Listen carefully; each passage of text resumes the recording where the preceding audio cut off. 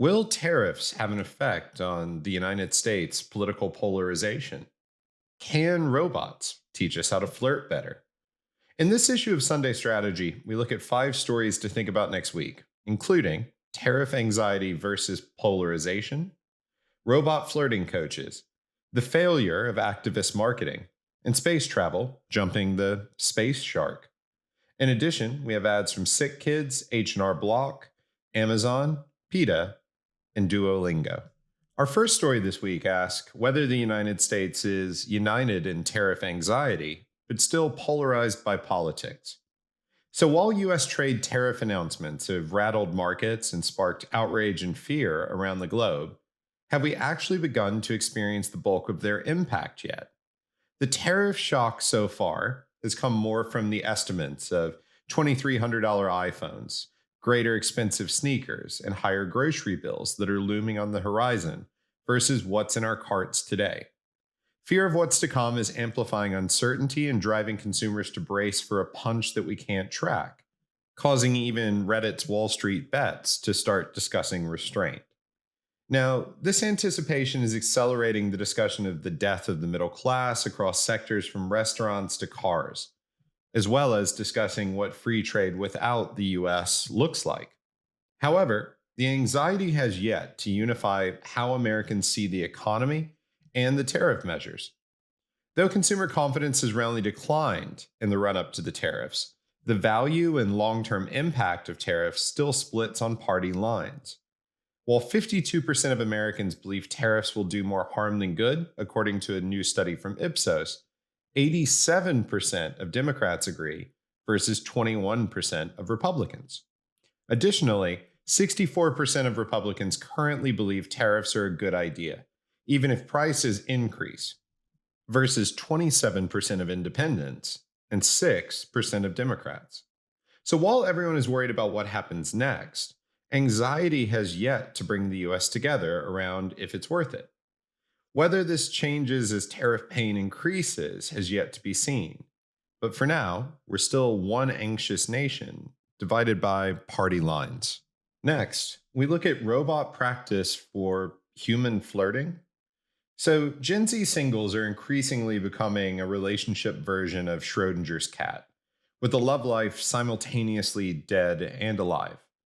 From stories about giving up on relationships to a love of sex parties, young daters are faced with a dating landscape that's simultaneously scorched earth and Burning Man.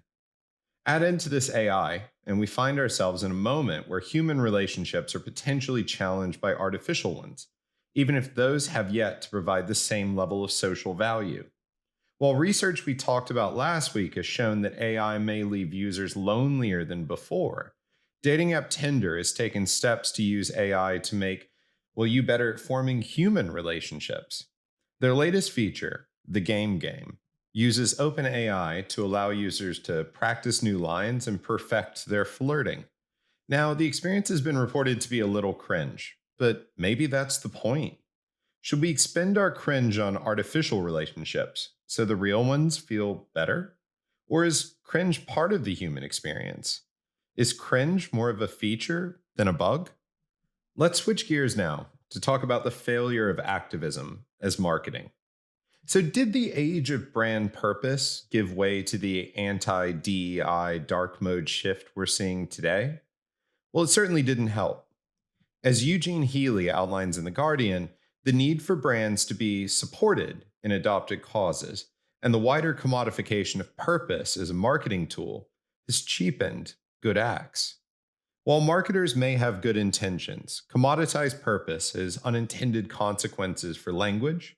We can only look to the vilification of terms like woke to see it, activism, and even wider attitudes. As activism is more needed than ever, brands' silence on many issues only highlights how purpose was really seen all along. However, as the piece highlights, this vacuum may give way to more grassroots, committed, or authentic activism. It's sorely needed, and I think there's still a place for brands to be involved, as long as they are the supporters, not demanding support. Now, we may be discovering what some have known all along. that social purpose is a long term investment with an uneven direct return, something many businesses won't be comfortable with. However, for those that can put purpose on their balance sheets over their press releases, it can still create mutual good. Now, the failure of this iteration of activist marketing may hopefully be giving way to something more focused, pragmatic, and effective. And if it does, that may be just in time. In our final story this week, we ask, are we already over space travel? So, going to space has always seemed like something that's pretty cool. But is that changing in the age of space tourism? Well, actress Olivia Munn's apathy towards a recently announced all female Blue Horizon mission, which includes Katy Perry, Gail King, Amanda Nguyen, and founder Jeff Bezos' fiance Lauren Sanchez, may indicate that just going for a ride into space, as she called it, doesn't have the same cachet as space exploration once did. Are we poised to judge space travel in a new way? Well, a 2023 Pew Research survey may have already indicated that this is the case. So, while 47% of Americans said they engaged in a space related activity in the last year, only 35% said they would be interested in going to space and orbiting the Earth, which is actually down from 42% in 2018. Between publicity around rocket and launch failures, the current 150 grand price tag, and economic worries, is space becoming something we'd rather give more space to? That pun should be shot into space. So, if so, space tourism has an interesting challenge on its hands, and not just lowering the cost, but raising the desire to actually be an astronaut. Now, we look at 5 ads you might have missed in the last week. So, first up, we have an ad from SickKids called The Count. So, Canada's SickKids Foundation and its long running brand platform have successfully given a fighting tone to childhood illnesses, eschewing the stereotypes of helpless children to show them as fighters against the illnesses they face. Now, while the overall impact of fighter language when it comes to illness is debatable in research, the ads are distinct in how they hero sick kids and position their cause. So, their latest ad, The Count, speaks to the Foundation's 150-year anniversary, while also talking about the passage of time and lives cut short, stating powerfully that when every year is a fight, each birthday is a gift. Now, this ad is overlaid with an actual count featuring children experiencing recovery, surgery, loss, and the struggle for life. In its totality, the ad shows how a platform can differentiate even the most valuable brands, making people care beyond lip service or obligation to want to join in with this cause. Next, we have an ad from H&R Block called Make It Legit. So, the gig economy, side hustles, and secondhand marketplaces have made self-employment a woolly concept, with many people who are actually their own business feeling like they're not. Though as tax rules change, with the reporting threshold in the US for gig economy and online marketplace revenue reducing from 20,000 a year to 5,000 a year, lots of people are now taxed like small businesses, even if they don't feel like them.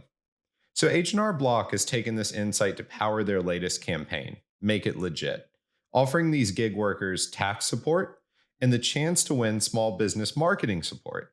Because if they're taxed like a business, they should be marketed like one.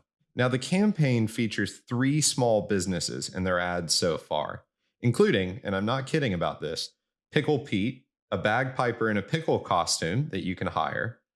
Now, while Pete may not resonate with most gig workers, the sentiment and insight behind this campaign definitely taps into the changing nature of employment and the gap between how people feel versus how the tax code sees them. Next, we move from pickles to pharmacies with an ad from Amazon Pharmacy called Mile High UTI.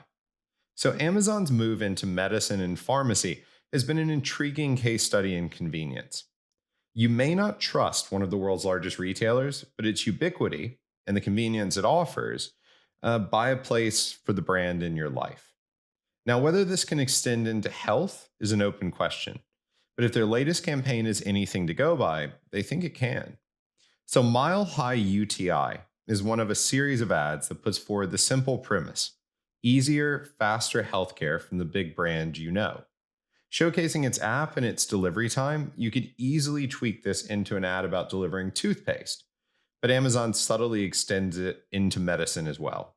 Now, while other brands try and champion fixing the broken US healthcare system, like we saw with Hims and Hers during the Super Bowl, Amazon shows how making the broken easier may win over customers.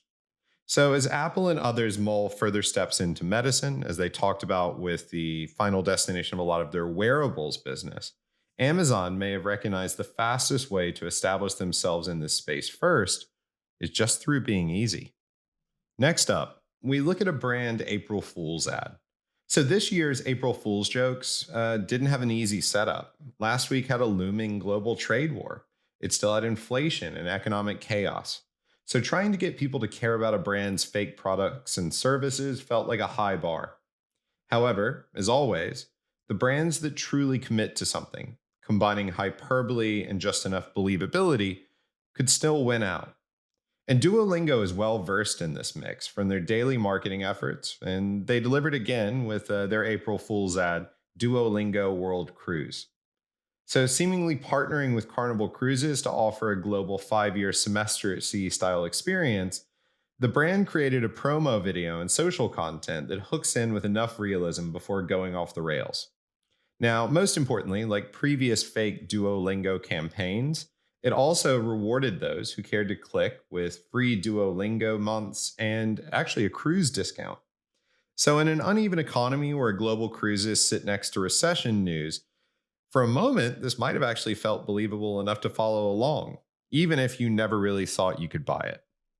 Finally, this week, we have an ad from PETA UK called Being Vegan is Good Shit.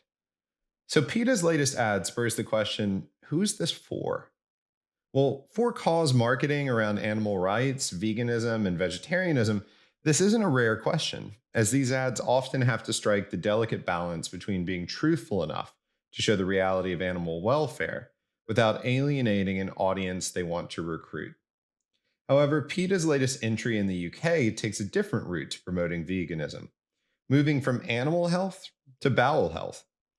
So, Being Vegan is Good Shit takes a synthwave beat and expounds on how fiber rich vegan diets are and how they're less shitty than others. So, the poop emoji has a dumpy and broccoli has muscles in this music video, but I'm left wondering who the audience is for this when I consider if it works. For non vegans, its message may get lost in a wider cloud of confusion and indifference on gut health. For vegans, though, this does a great job of reminding you why you've made that choice.